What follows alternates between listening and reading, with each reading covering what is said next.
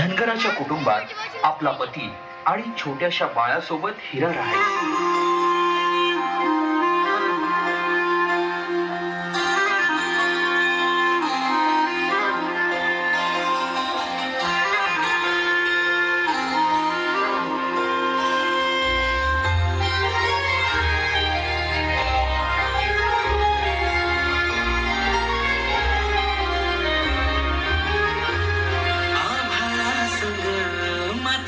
नांदन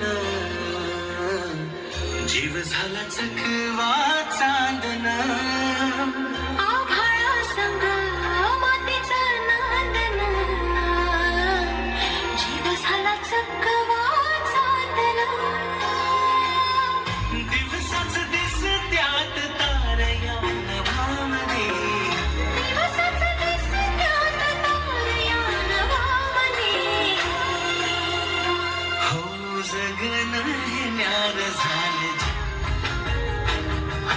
जगन हे न्यार झाले जगन हे न्यार झाले जगन न्यार झाले. नेहमीप्रमाणे एके दिवशी हिरानं गोठ्यातून जनावरांचं दूध काढलं आणि आपल्या तान्ह्या बाळाला खेळवून पुन्हा त्याला घरी सोडून ती रायगडावर निघाली.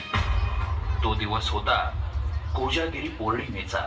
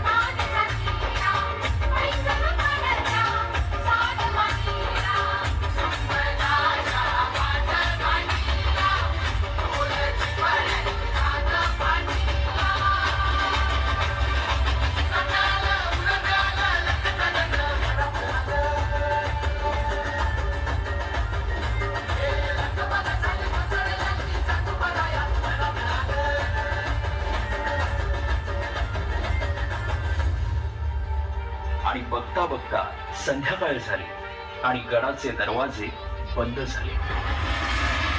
माझे बाळ एकलं आहे घरला हे पदर पसरती तुमच्या पुढे मला जाऊ दे.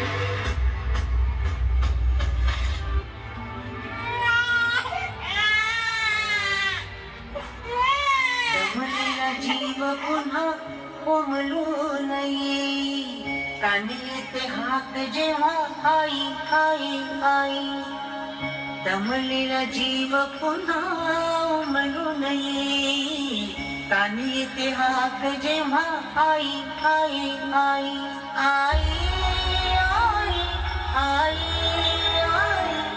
आई आई आई कुठून तरी रस्ता असेल ना एवढा मोठा गड. तसा जो पश्चिमेचा कडा आहे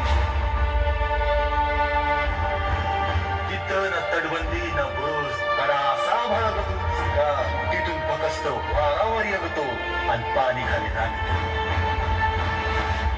पण माझं बाळ आई भावाने राहील पाठीशी उभी. आई भवानीला समधीकडे पोहोचता येत नाही म्हणून तर तिनं आई बनवलं. पोटासाठी घरी रोज हिंडते पाऊल कान घेते